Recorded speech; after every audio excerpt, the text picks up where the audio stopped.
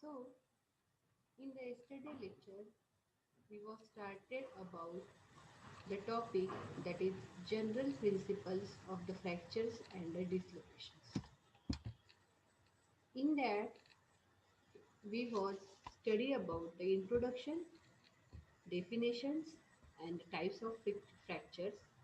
And now we will study about approach to the orthopedic injury, investigation in orthotrauma, management of the fractures, open fractures, approach in compound fractures, and approach to a polytrauma case and the dislocation. So, in the introduction, we can see that fracture is not surprising if the bone breaks, but what is surprising is the fact that bone does not break more often considering the amount of the forces it is subjected to every day by the muscle action and the load transmission. So when there is any load on the bone or due to the amount of the forces it is subjected to every day by the muscle action. So the fracture is depend upon this and bone has revised its own mechanism toward of the unnatural forces and keep itself intact. So when the force is too large and occurs suddenly, as in road traffic accident, that is in RTA, when there is a force is large and occurs suddenly. So sudden and large force lead to a fracture. When there is a fall, that is also emergency case. When a force is a chronic and repetitive, that is in policemen and nurses as a prolonged standing, or when natural resistance of the bone is eroded by a disease process. So, in the case of the tumor and infection, when the natural resistance of bone is eroded by a disease process which lead to the fracture, and when it breaks, it is bound to injure the surrounding soft tissue like a muscles and the ligament. So, fracture is a break in the surface of the bone,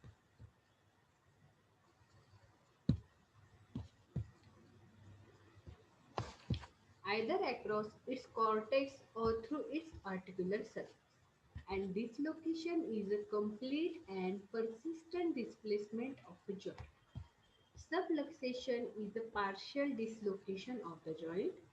Sprain is a temporary subluxation of joint due to the ligament injury and articular surfaces return to normal alignment. And strain is a tear in the muscle. So these are the definitions of the important that fractures, dislocations, subluxations, sprain, and the sprain. This is very important in the exam, that is in oral point of view, and also it is very important in the clinical level. That what is the fracture? When there is a break in the surface of bone, either across its cortex or through its articular surface, and what is the dislocation? That it is a complete and persistent displacement of the joint. So it is a displacement of the joint, but it's complete and persistent. And when there is a partial dislocation of the joint, then it is called as a subluxation. And when a temporary subluxation of the joint due to means there is a temporary partial dislocation of the joint due to ligament injury. When there is a ligament injury and the articular surface return to a normal alignment, and this condition is a temporary, then it is called as a sprain. And strain is a near in the muscle. The bone break within its soft tissue envelope and may not communicate to the exterior. That is simple or close fracture. Or it may rip through its soft tissue, or soft tissue itself may be damaged by the external forces, that is exposing the bone to the external atmosphere, that is compound or the open fracture. In both the situation, depending upon whether the forces is direct or indirect. That is direct is as indirect impact, that is the RTA, that is the road traffic accident, or indirect, for example, through the muscle action. So the situation depending on whether the forces is direct or indirect, and depending on the amount of force applied, the direction of the force, age and other factor, and different fracture patterns are produced, and each one possesses a problem which is peculiar to its own. So remember, forces required to break a bone could be large and sudden, that is in RTA, road traffic accident. Second, repetitive, for example, a stress fracture, and trivial, example, a pathological fracture. So, the type of the fracture. This shows mainly the simple or compound fracture. This has been already explained, and based on the extent of the fracture line, that is complete and incomplete. So incomplete fracture, it involves only one surface or the cortex of the bone, and complete fracture here, the fracture involves the, both the cortices and the entire bone. So a complete fracture could be undisplaced or displaced. That means incomplete fracture involve only one surface or cortex of the bone. If there is the involvement of only one surface or one cortex of the bone, then it is called as incomplete fracture. And when there is a both involvement of the cortex and the entire bone, then it is called as a complete fracture. So, a complete fracture could be undisplaced or displaced, and causes for the displacement. So, there is the muscle forces, gravity, obliquity of the fracture line, and improper handling of the fractures lead to the displacement of the bone. So, this is a diagram in that we can see how there is a simple fracture and the compound fracture. In this, there is a fracture of only one bone with surrounding tissue injury, so it is called as a simple fracture. And in this B, that is the diagram of B, in that there is a fracture of the two bones with injury to the surrounding tissue, so it is called as a compound fracture. So based on the fracture pattern, that is orthopedic trauma association, classification of fracture is linear fractures, comminuted fracture, segmental fracture, and the bone loss. Linear fracture, this could be transverse, oblique, or spiral. And any fracture that form an angle less than the 30 degree with the horizontal line is called as a transverse fracture. Angle is equal to more than the 30 degree is termed to be the oblique.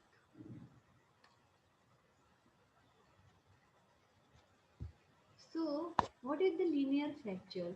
That this could be transverse in the transverse line, oblique, or in oblique line or spiral. That is fracture of a spiral. And any fracture that form an angle that is less than 30 degree. When there is an angle is less than 30 degree with a horizontal line, then it is called as a transverse fracture. An angle is equal to or more than 30 degree, then it is termed as an oblique fracture. Next one is a comminuted fracture. Here, the fracture segments are more than two in number. So when there is a more than two in number, more than two fractures is occur, then it is called as comminuted fracture. They are further subclassified into when it is less than 50% comminution or more than 50% comminution. And then butterfly shaped fracture are also included in these group and could be less than 50% or equal to more than 50%. So what is a butterfly fracture? It could be less than 50% or equal to more than 50%. That is the butterfly shaped fracture is. Then a segmental fracture. A fracture can break into the segment and the segment could be 2 level, 3 level and a longitudinal split or community. So in that case there is a fracture of a bone into the 2 or 3 or many fragments or in a segment and a longitudinal split or comminuted fracture is bone loss. These could be more than 50% bone loss, more than 50% bone loss or a complete bone loss.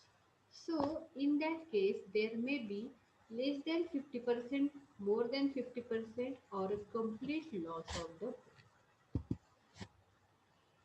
So this is a diagrammatic representation of the types of fracture based on the fracture pattern.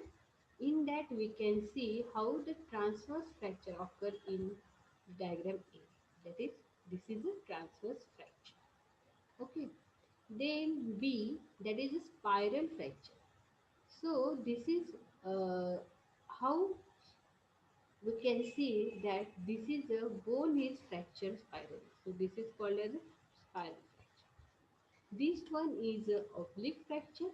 This is bone is fractured obliquely in the diagram C. In the diagram D, there is a comminuted fracture that there is a bone fracture into the more than 1 to 2 segment.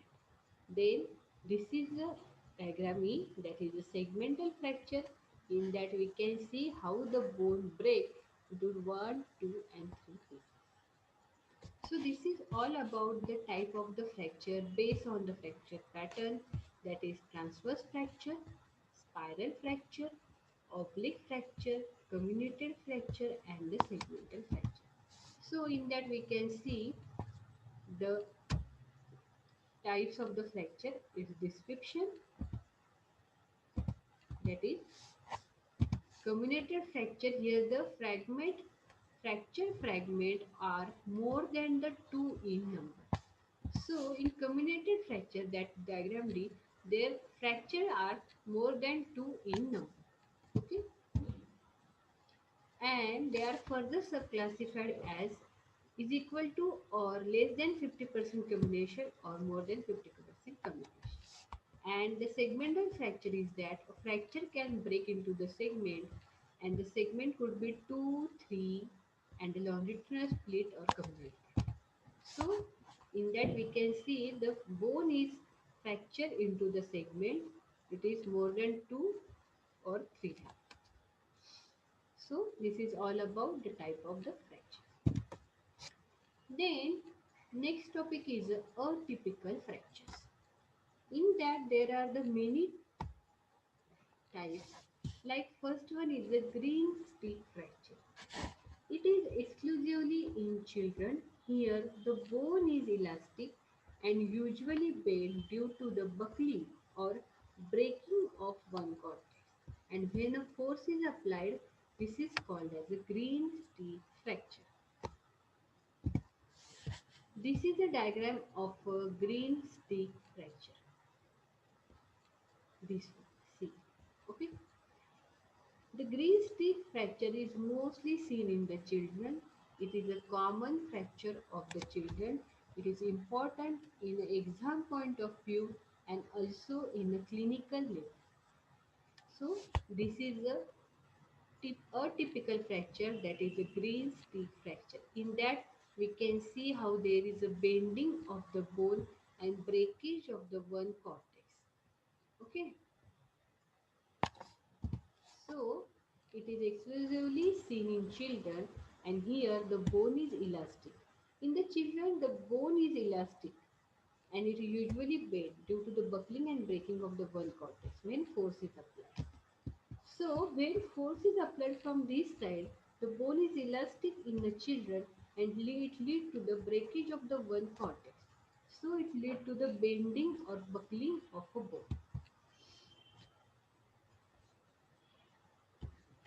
Then, impacted fracture. Here, a fragments are impacted into the each other and are not separated and displaced. So, impacted fracture, here the fragments are impacted. In there is a fracture is occurred, but fragments are impacted into the each other and which are not separated and displaced. Fragments are formed in fracture, but they are impacted to each other and they are not separate, but the bone is displaced from that original place. Then it is called as the impacted fracture. Okay. Third one is a C, that is stress or a fatigue fracture. It is usually an incomplete fracture commonly seen in athletes and in a bones that is subjected to chronic and repetitive stress. For example, third metatarsal fracture or the fracture of the tibia. So in the athletes, there is stress or fatigue fracture is commonly seen. It is also called as incomplete fracture and in both subjected to chronic and repetitive stress. When there is a chronic and repetitive stress, then it leads to a stress or the fatigue fracture. Then D, that is the pathological fracture. It occurs in a diseased bone. When there is any disease in a person, and is usually a spontaneous, and the force required to bring about a pathological fracture is the trivial. So this B, diagram B shows the pathological fracture, that is the atypical fracture, that is this one. There is a fracture of the bone, that is pathological. Why it is a pathological fracture? So when we can see why it is pathological fracture, that it occur in a diseased bone. So there uh, uh, firstly there is a bone is disease or in a disease of bone is present and which lead to the breakage of a bone, that is a fracture of a bone and is usually a spontaneous, and the force required to bring about a pathological fracture is trivial. Next one is a hairline or a crack fracture. In a clinical practice, we commonly see this hairline or crack fracture, that it is a very fine break in the bone that is difficult to diagnose clinically. It is difficult to diagnose clinically, but it is commonly seen in our clinic. So, radiology usually help or still better in the CT scan. Hairline of crack fracture shows a very fine break in the bone that is difficult to diagnose. So it is very difficult to diagnose clinically. For diagnosis radiologically, that is X-ray is also useful, but still better is a CT scan. Then a torsus fracture. This is just a buckling of outer cortex. So diagram D shows the torsus fracture. In that we can see how there is a buckling of the cortex in this. Okay. So this is a typical fracture. That is first one is a compression. That is due to the long-standing cases there is a compression and which lead to the fracture. Then second one is a B, that is pathological fracture, when there is a pathology of bone is already seen in a patient which lead to the spontaneously, that is a pathological fracture. Green stick fracture, that is a very important fracture in the children, that children have an elastic bone, so the pressure is present on a cortex which lead to the green stick fracture, that is the bending of a bone. Then a torsus fracture, that is the buckling of the cortex of a bone. So this is called as the torsus fracture. So remember that green stick fracture is occur in the children, stress fracture is common in athletes, then fatigue fracture is in occupations like a police and nurse, etc. Pathological fracture are usually seen in the elderly people. Hairline or crack fracture is a special variety of incomplete fracture.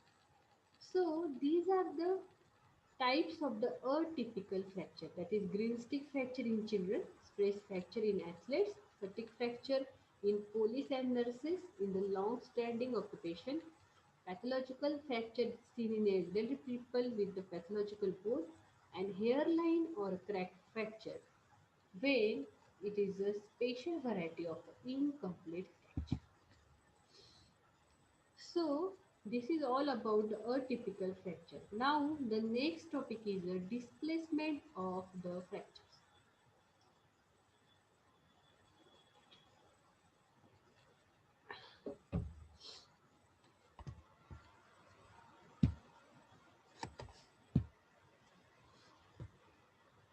A complete fracture usually get displaced due to the various factors already mentioned.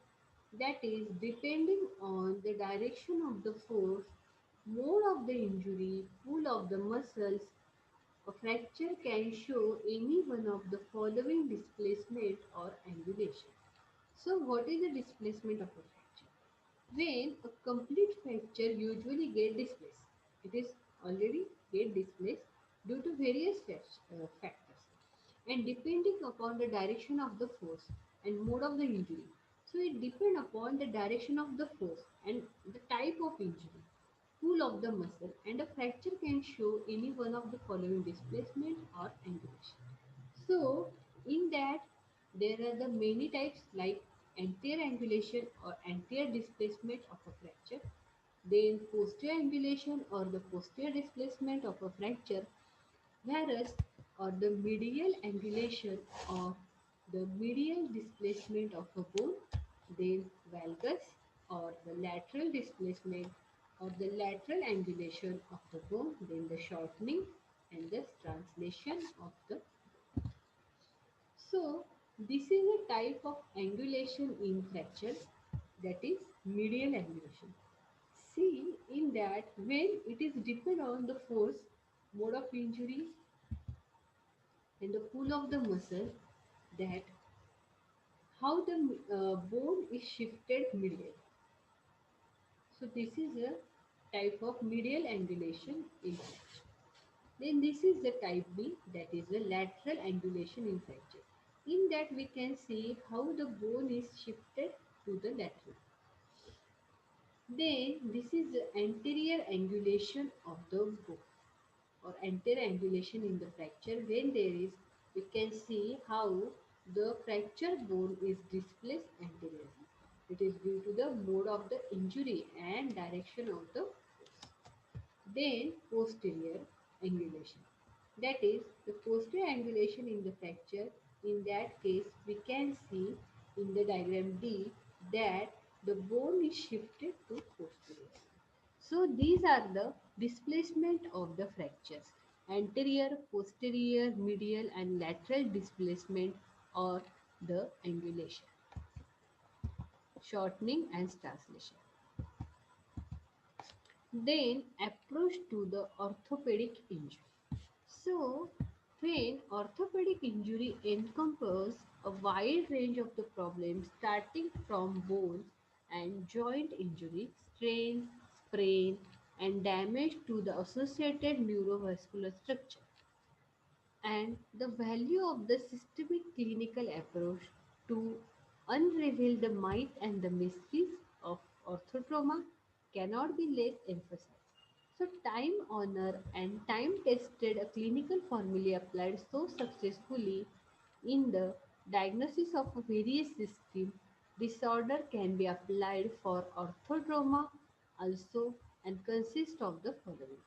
So, when there is an orthopedic injury, it encompasses a wide range of the problems. It is starting from bone and joint injury, sprain, strain, and many more, and the damage of associated neurovascular structure. So, there are the many myths and mysteries, but a successful diagnosis is very important in the orthotraumatic cases. So, it depends upon the following points. That is, first one is the history. Contrary to the popular belief, a proper history gives the vital clues and goes a long way in arriving at a proper diagnosis. So, firstly, when patients come to our clinic, then a proper history of a patient of injury to be taken is very important. Then, age. Certain fractures have predilation age group. Hence, the practice of first inquiring about the age of the patient is a step in the right direction. Like a green stick fracture, it is mostly seen in the children, and a pathological fracture that is mostly seen in the adult. So, the age factor is very important when we take a history of a patient for the fracture. 6. That is the Colles fracture is more common in the female and supracondylar fracture of the humerus, posterior dislocation of the elbow are more common in the male. So, determination of the sex is very important in the fracture as Colles fracture common in female and supracondylar fracture of the humerus and the posterior dislocation of elbow are more common in male.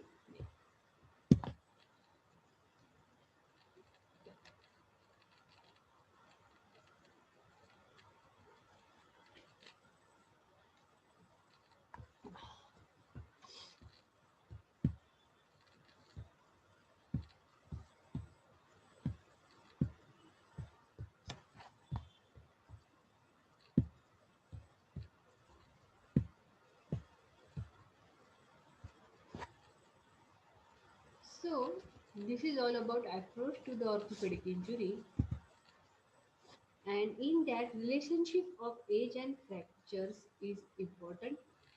That age and fractures and dislocation. So we can gaze from the age that what type of the fracture is present in a patient. That is at the birth there is a brachial plexus injury, fracture clavicle, then the fracture humerus is seen, etc.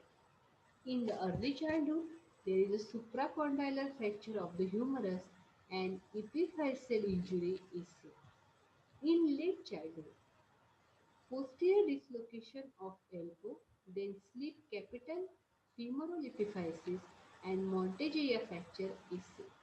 In the adult, there is a fracture of the long bone, hip and shoulder dislocation is seen.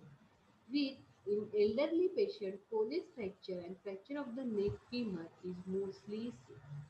So, the relationship of age to the fracture is very important. That is in birth.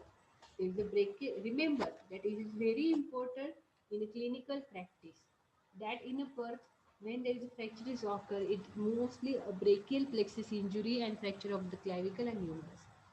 But in the early childhood, there is a supracondylar fracture of the humerus and epiphyseal injury is seen. And in the late childhood, there is a posterior dislocation of the elbow with the slip capital femoral epiphysis and Monteggia fracture is occurred. And in the adult, there is a fracture of the long bone, hip, and dislocation is seen. And in the elder people, mostly there is a Colles fracture and the neck femur fracture is occurred.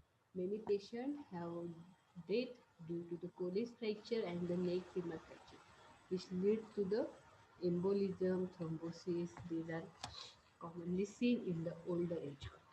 So note, in spite of the age predilation, Any fracture can be seen in the any group as an aggression. So this is occur commonly, but especially we can remember that what fracture is present in the what age group. But in spite of the age predilation, any fracture can be seen in the any age group.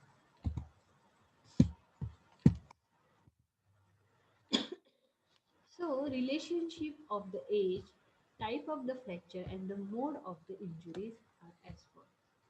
Firstly, the age, that is in children, when children is fall on the out. So, for example, there is a fracture of the clavicle, then stretch hand fracture, and usually violent play, dislocation of or from a height upper limb bone. So, it is a very common that children is fall, and when children fall, then there is a fracture of clavicle, stretch hand fracture, and upper limb fracture is mostly occur. Then in the adult, when adult fall from a height, there is a upper limb injury or spine injury may be occur with the diving injury. That is example a cervical spine injury is occur. Then in the RTA, for example, RTA, that is road traffic accident, in that cases any combination of the injury is seen with the whiplash injury, dashboard injury like fracture of the patella and posterior hip dislocation are present.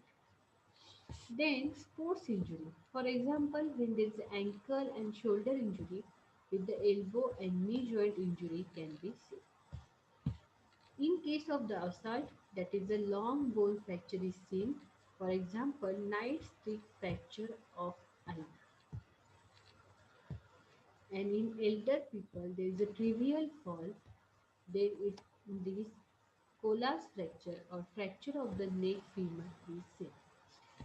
So note that high velocity trauma due to the RTA can produce any combination of the bone and joint injury. So road traffic accident RTA, it can produce any combination of the bone and joint injury. So it is a high velocity trauma. So this is an example of a relationship of age, types of the fracture and the mode of the injuries.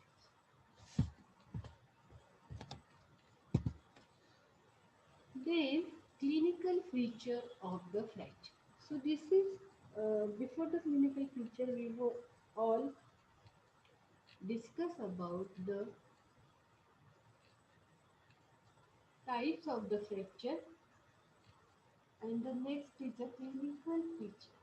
That is, a patient with a limb injury may present with the following occurrence. Firstly, pain. There is a very subjective symptom and is invariably the first and the most important control. So, it may be mild, moderate, and severe, and may be due to the tearing of periosteum, which contains the nerve endings, soft tissue injury, and vascular injury and the nerve injury. So when there is a pain is the most common and the important clinical feature, that is it is mild, moderate and severe, and it may be due to the tearing of the periosteum that which contain the nerve ending, soft tissue injury, vascular and the nerve injury. Second one is the swelling. Swelling is due to the soft tissue injury, then medullary bleeding and reactionary the hemorrhage. So, swelling is usually more common in the fracture and less in dislocation for the obvious region. So, after the pain, the swelling is also common in fracture, but swelling is less in dislocation for obvious region. And it is due to the soft tissue injury, medullary bleeding, and reactionary hemorrhage. Then deformity. Patient with a displaced fracture and dislocation usually present with the Deformity of the very severity.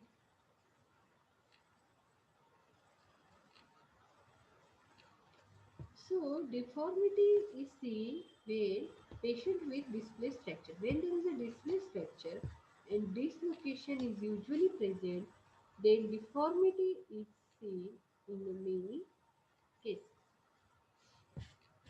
Then, inability. Inability to use the affected part is the another frequent complaint. So, affected part is unable to do any work. Having made a note of the history and presenting complaint, effort is now directed toward eliciting the clinical signs, some of which are general and some are injury specific. So, having made a note of the history. So, when we take the history of the patient and presenting complaint, effort is now directed toward eliciting a clinical sign, and some of which are general and some injury are specific. Next one is a tenderness. So tenderness is an important clinical sign in the bone and the joint injury and usually seen after the trauma. So after the trauma, the tenderness is a very important clinical sign in the bone and joint injury. Swelling.